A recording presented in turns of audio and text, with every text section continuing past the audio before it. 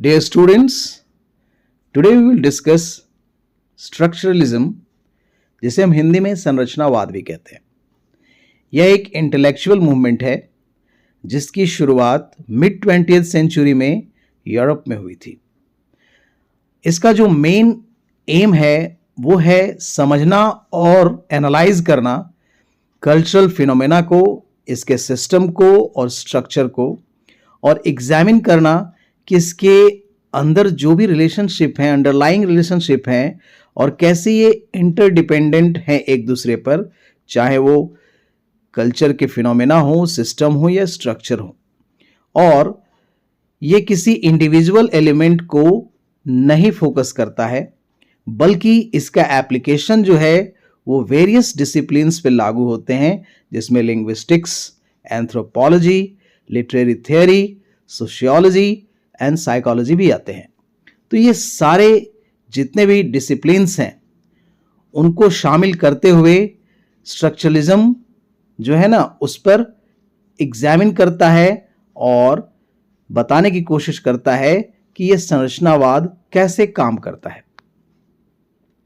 अगर हम इसके डेफिनेशन को देखें तो यह एक थिएट्रिकल अप्रोच है, एक सैद्धांतिक अप्रोच है, जिसका मेन होता है दैट व्यूज ह्यूमन कल्चर, जो ह्यूमन कल्चर है उसका लैंग्वेज है, साथ ही साथ उसकी सोसाइटी है, और कैसे ये सिस्टम्स जो हैं वो कैसे एक दूसरे से इंटरकनेक्टेड होते हैं और किस स्ट्रक्चर पे ये बेस्ड होता है।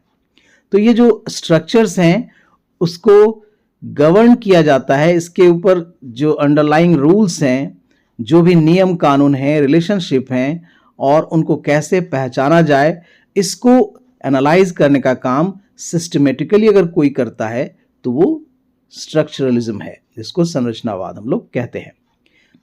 इसकी ओरिजिन अगर हम देखते हैं तो लिंग्विस्टिक्स में सबसे पहले फर्डिनेंड डी सॉसर का जो वर्क है वो एक स्ट्रक्चरल लिंग्विस्टिक में फाउंडेशनल वर्क की तरह काम करता है, और उन्होंने प्रपोज किया, बताया कि लैंग्वेज जो है वो ऑपरेट करता है एक सिस्टम की तरह, और इसमें साइंस होते हैं, साइन जो चिन्ह कहते हैं, ये सिस्टम ऑफ साइंस होता है, जहां पर उसका जो मीनिंग है वो डिफरेंट तरीके से और रिलेशनशिप के साथ अराइज होता है, सामने आता है, और ये वहां से नहीं आता, not from inherent properties of words. इसके अंदर वर्ड्स में कोई इनहेरेंट प्रॉपर्टी नहीं होती, इसमें कोई अपना गुण नहीं होता है, बल्कि डिफरेंसेस और रिलेशनशिप की मदद से इसकी मीनिंग सामने आती है।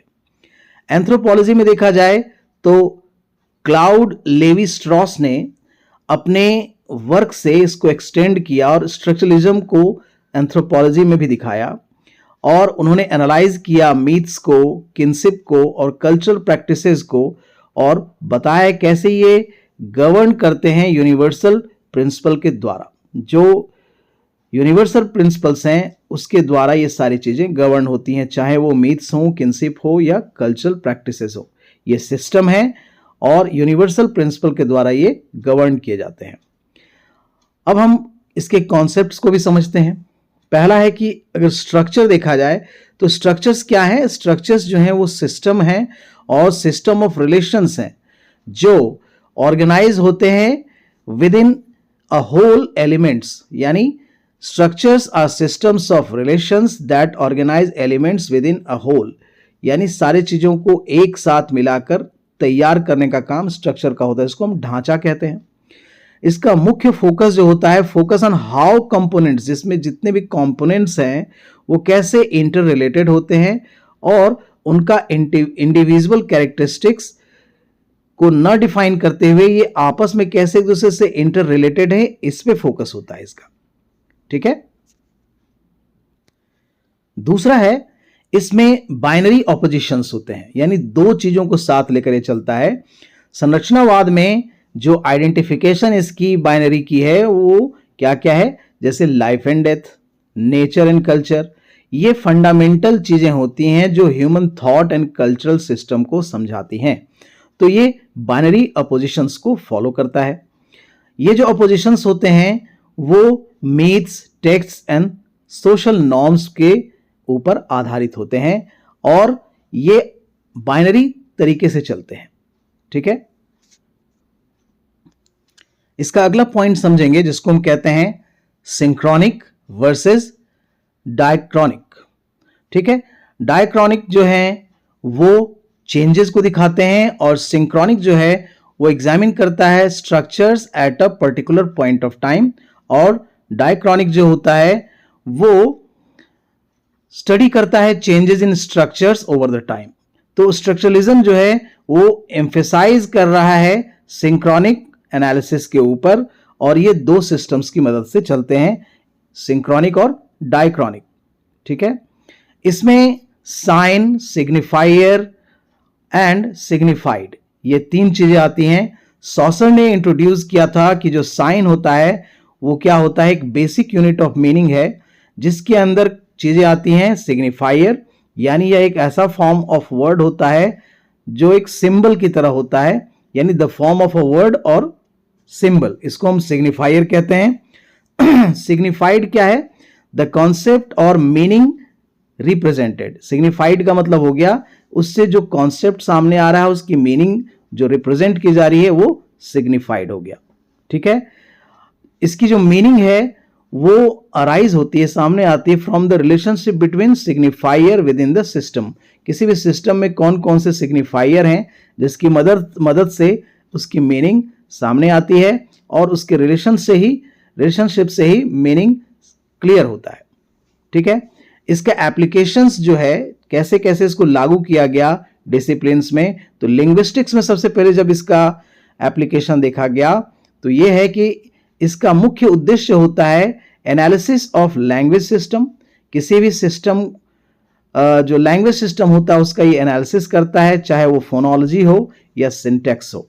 ठीक है, यानी जो बोलने का विज्ञान है इसको फोनोलॉजी कहते हैं, और सिंटैक्स यानी स्ट्रक्चर ऑफ द सेंटेंस। ठीक है, इसका दूसरा जो फोकस होता है वो होता है रिलेशनल एस्पेक्ट ऑफ मीनिंग, कि इसका मीनिंग क्या होगा। एज स्ट्रक्चरलिस्ट जो होते थे वो सिमियोटिक्स का भी काम, जिसको चिन्ह विज्ञान भी हम लोग कहते हैं, इसके ऊपर फोकस करते थे। एंथ्रोपोलॉजी में लेवी स्ट्रॉस ने एनालाइज किया और कहा इसने कि मिथ्स एज सिस्टम, मिथ्स जो हैं जो पुराने सोच होती हैं या वैसे सोच जो मीथ होती है जिसके ऊपर विश्वास करना मुश्किल होता है, myths as system of science and universal pattern और किनशिप, जैसे मानव शास्त्र इसको हम लोग कहते हैं एंथ्रोपोलॉजी को, तो रिलेशनशिप जो है, किनशिप सिस्टम जो होता है, वे studied as structural relationship rather than isolated family units. तो ये रिलेशनशिप में इसको अध्ययन करना होता है, इसको न कि आइसोलेटेड फैमिली यूनिट की तरह इसको पढ़ा जाना चाहिए या यूज किया जाना चाहिए। इसकी लिटरेरी थियरी में जो एप्लीकेशन है वो रोलैंड बार्थस ने और दूसरे लोगों ने भी इसको अप्लाई किया स्ट्रक्चरलिज्म को लिटरेचर में। ट्रीटिंग टेक्स्ट एज सिस्टम, जो टेक्स्ट होते हैं वो एक सिस्टम की तरह काम करते हैं और इंटर रिलेटेड साइंस की मदद से होते हैं, यानी चिन्हों की मदद से ये काम करते हैं। Emphasis on analysing narrative structures, character functions and thematic oppositions, यानी ये ज्यादा जोर डालते हैं एनालाइज करने में नैरेटिव स्ट्रक्चर को, कैरेक्टर के फंक्शन को और थीमेटिक अपोजिशंस, जिसमें कौन कौन सी चीजें ऐसी आएंगी जो एक थीमेटिक बेस्ड आइडियाज होंगी। साइकोलॉजी में स्ट्रक्चरलिज्म जो है उसका यूज देखा जाता है, जिसका यूज विल्हेम वुडेंट ने किया और एडवर्ड टिचेनर ने किया। उन्होंने इसका जो यूज किया वो एम्फेसाइज करने के लिए यूज किया ताकि मेंटल अंडरस्टैंडिंग को एम्फेसाइज किया जा सके और उनको अलग से बेसिक कंपोनेंट्स में तोड़कर समझा जा सके। तो साइकोलॉजी में स्ट्रक्चरलिज्म का यूज ऐसे किया गया। मेथोडोलॉजी में इसका जो एप्लीकेशन है वो था identifying the structures in the chosen system, चाहे वो लैंग्वेज की बात हो, मीथ की हो या टेक्स्ट की। दूसरा था कि एग्जामिन करना relationship between elements and structure, और तीसरा था यूनिवर्सल प्रिंसिपल्स ऑफ रूल्स जो इनको गवर्न करते थे इन रिलेशनशिप को। तो मेथोडोलॉजी में इसका एप्लीकेशन ऐसा था। बाद में स्ट्रक्चरलिज्म के ऊपर बहुत सारी आलोचनाएं हुई, बेसिकली 3 चीजों पर हुई। पहला था हिस्टोरिसिज्म। क्रिटिक्स आर्ग्यू करते हुए कहते हैं कि स्ट्रक्चरलिज्म जो है वो ओवरलुक करता है हिस्टोरिकल कॉन्टेक्स्ट को और इसके डेवलपमेंट को। ठीक है। दूसरा है डिटर्मिनिज्म।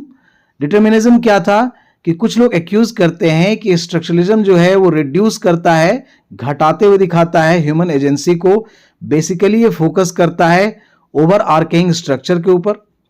पोस्ट स्ट्रक्चरिस्ट जो थे, जिसमें से जैक्स डेरिडा का नाम आता है और माइकल फुकॉल्ट का नाम आता है, वो चैलेंज करते हैं स्ट्रक्चरलिज्म को कि यह बेसिकली रिलाई करता है, यानी ये आधारित है स्टेबल स्ट्रक्चर के ऊपर, इसके मीनिंग्स जो हैं वो फिक्स्ड हैं और ये एम्फेसाइज करता है फ्लूइडिटी पे और एम्बिग्विटी पे, यानी इसमें चीजें क्लियर नहीं है। लेकिन एक लेगेसी के तौर पे भी इसको माना जाता है। इसके क्रिटिक के बावजूद भी स्ट्रक्चरलिज्म को सिग्निफिकेंटली माना जाता है कि इसने बहुत ज्यादा प्रभावित किया इंटेलेक्चुअल मूवमेंट्स को, चाहे वो पोस्ट स्ट्रक्चरलिज्म हो, डीकंस्ट्रक्शन हो या सिमियोटिक्स हो, सब पे इसका प्रभाव देखने को मिलता है।